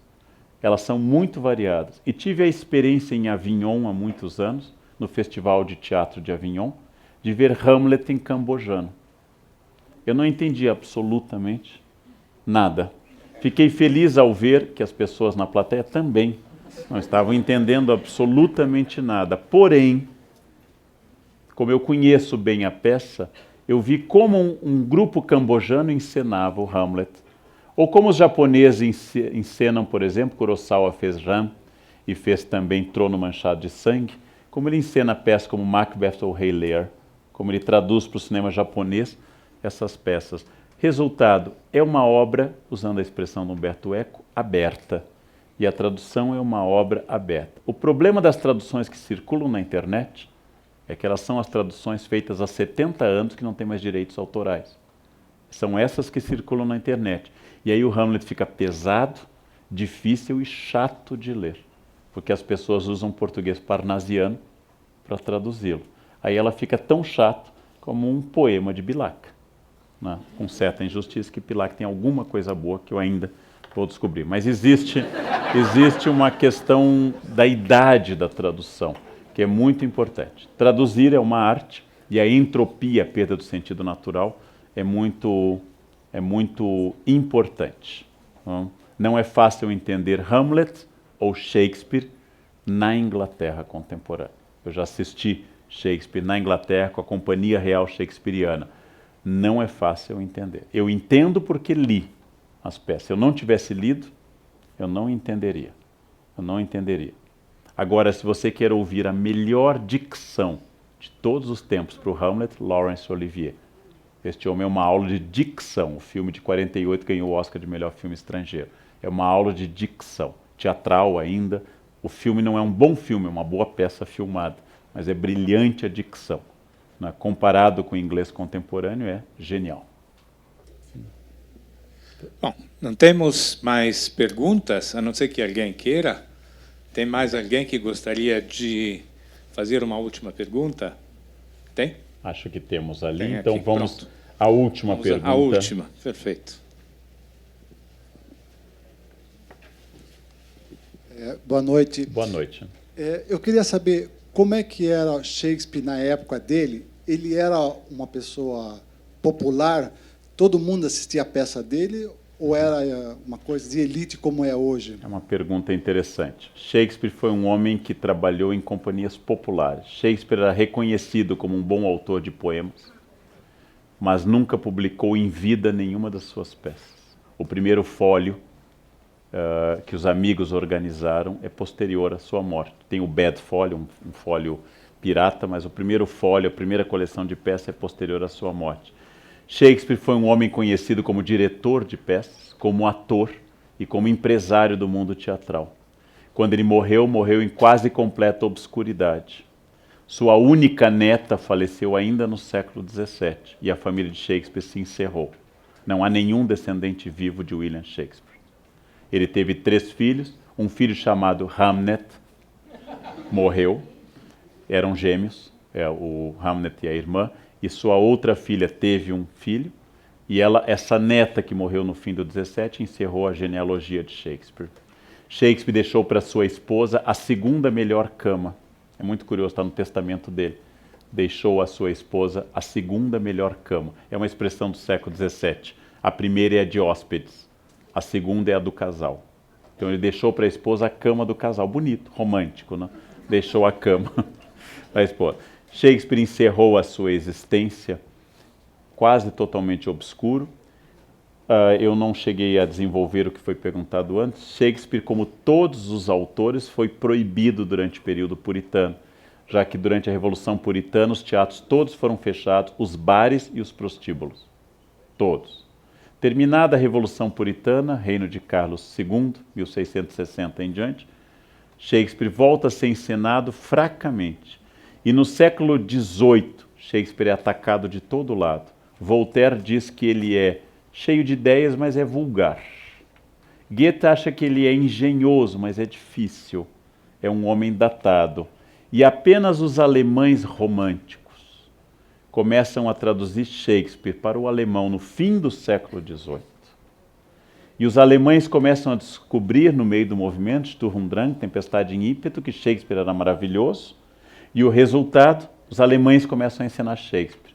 E os ingleses vitorianos começam a usar Shakespeare. E apenas no período da Rainha Vitória, 1837 1901, Shakespeare se torna o poeta nacional inglês. Tanto que surge dali, identificado só no século XX, a bardolatria, o culto a Shakespeare, já que bardo em inglês, em português bardo é qualquer poeta, em inglês the bard é unicamente William Shakespeare, como o filósofo é Aristóteles. E a partir do século XIX, Shakespeare é canônico. E a partir do século XX cometem o pior crime que se pode fazer com o autor, que no Brasil se fez com Machado. Ele passa a ser dado nas escolas. No momento que ele vira matéria de prova da professora de literatura, todo o amor, a obra desaparece.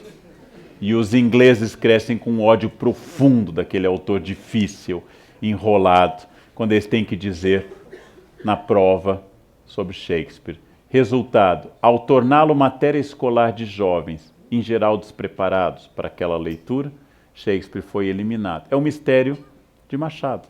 Machado é um dos grandes autores da língua portuguesa. Seu texto é curto, irônico, frases muito apocopadas, muito sintéticas. E as pessoas crescem com ódio da Capitu, com ódio do Bentinho, porque tiveram que fazer prova sobre o Dom Casmurro. Ou seja, em geral, a escolarização do conhecimento é a esterilização do conhecimento. E Shakespeare perde vida. No filme Sociedade dos Poetas Mortos, o professor tem dificuldade em dar aos alunos Shakespeare e começa imitando Marlon Brando, que tinha acabado de estrear seu Júlio César. Então, imitando o sotaque forte de Marlon Brando, a pessoa começa a seduzir os alunos. Eu já tive essa experiência no ensino médio, na faculdade, já dei curso sobre Shakespeare na Unicamp, de como os alunos começam meio reticentes, de repente descobrem este oceano que é Shakespeare. E como Shakespeare entra na vida deles. E como isso se torna uma coisa transformadora para você pensar as coisas. Basta que a pessoa que conduza uma alma jovem à ilha de Shakespeare tenha a sensibilidade do Duque Próspero, aquele que disse, na peça A Tempestade Maravilhosa, aquele que diz, somos feitos da mesma matéria dos sonhos. E quando eu percebo e eu consigo fazer um aluno perceber que ele é feito da matéria dos sonhos, dos mesmos sonhos de Shakespeare, então aí Shakespeare volta a se tornar imortal e volta a dialogar com ele, como todos os grandes autores. T.S. Eliot diz que o mundo moderno é dividido entre dois patamares, Dante Alighieri e William Shakespeare, não há um terceiro. É uma injustiça, porque eu acho que o Quixote é um outro patamar. E Shakespeare tem uma coisa importante, escreveu em inglês. E isto lhe deu uma universalidade a partir do século XIX, quando o inglês se tornou a língua do mundo, já que até antes era o francês, e antes disso o latim. Então, isso é muito importante. Os autores vão e voltam, oscilam no gosto. E Shakespeare se tornou canônico apenas no século XIX. E aí vem a bardolatria, ou seja, o culto exagerado. Shakespeare é legal até quando ele não é legal. Não? E essa é uma característica interessante. Bom, com isso, John. Gostaríamos de marcar esse momento, né? Um agradecimento especial para o Leandro, que traz sempre muita paixão naquilo que ele fala, nos envolve a todos e certamente quem quiser rever a integral, a partir de segunda-feira, nós teremos a versão no nosso site. Então, vocês poderão curtir não só todas as palestras que já tivemos aqui, como também a de hoje, a partir de segunda. Excepcionalmente, na próxima quarta-feira, todos são convidados para o encerramento desse módulo, belíssimo módulo. E teremos, então, José Miguel Wisnik com o tema Macunaíma, de Mário de Andrade, e o Enigma do Herói às Avessas. Portanto, contamos com a presença de vocês, mas gostaríamos de encerrar com um agradecimento caloroso ao Leandro Carnal. Por favor. Obrigado. Obrigado, João. Obrigado. Obrigado.